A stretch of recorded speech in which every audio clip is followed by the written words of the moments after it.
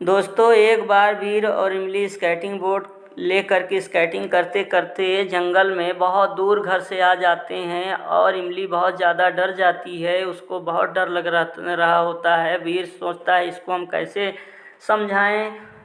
वीर को कुछ समझ में नहीं आता है। फिर वो सोचता है कि मैं क्यों ना इसको एक कहानी सुनाऊं जिससे इसका कुछ डर कम होगा और समय बीतेगा, तब तक जीनू आ जाएगा या हमें कोई बचाने वाला आ जाएगा या फिर तो नेटवर्क ही आ जाएगा। तो फिर वीर इमली को कहानी सुनाता है। चलिए आप लोग भी सुनिए। ये बहुत ही ज्ञानवर्धक कहानी है।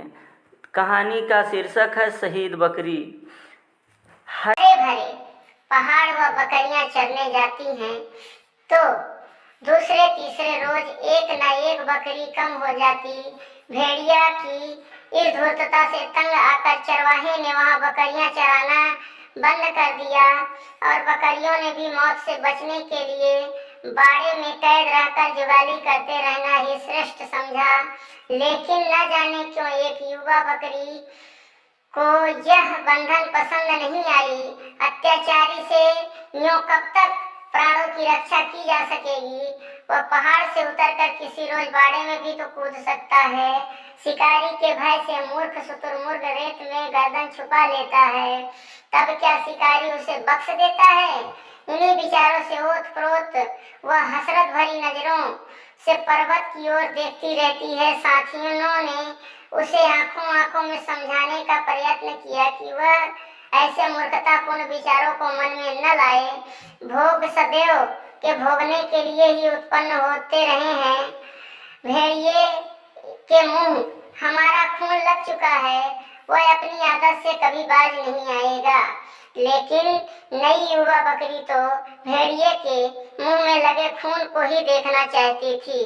वह किस तरह टपकता छटपटाता है यह करतब देखने की उसकी लालसा बलवती होती गई।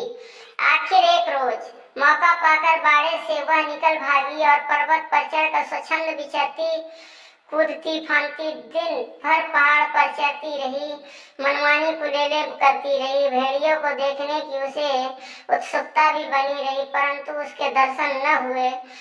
झुटपुटा होने पर लाचार जब वह नीचे उतरने को बाध्य हुई तो रास्ते में दबे पांव भेड़िया आता हुआ दिखाई दिया। उसी रक्त रंजित आंखों की लपलपाती जीभ और आक्रमणकारी चाल से वह कुछ समय समझ गई। भेड़िया मुस्कुराता बोला, तुम बहुत सुंदर और प्यारी मालूम होती हो। मुझे तुम्हारी जैसी साथी की आवश्यकता थी। मैं कई रोज से अकेलापन महसूस कर रहा था। आओ तनिक साथ साथ पर्वतराज की सैर करें। बकरी को भेड़िए की बकवास सुनने का अवसर न था। उसने तनिक पीछे हटकर इतने जोर से टक्कर मारी कि असावधान भेड़िया संभल न सका। यदि बीच का भारी पत्थर उसे सहारा न देता तो आंधे मुंह नीचे गिर गया होता। भेड़िए की जिंदगी में यह पहला अवसर था। वह किंकरबीर मूढ़ सा हो गया। टक्कर खाकर अभी वह संभल भी नहीं पाया था कि बकरी के पैने सींग उसके सीने में इतने जोर से लगे कि वह चीख उठा। छत बिछत सीने से लहू की बहती धार देख भेड़िए के पांव उखड़ गए, मगर एक निरीह बकरी के आगे भाग खड़ा होना उसे कुछ जांचा नहीं। वह भी साहस बटोर कर पूरे वेग से झपटा। बकरी तो पहले से ही सावधान थी। वह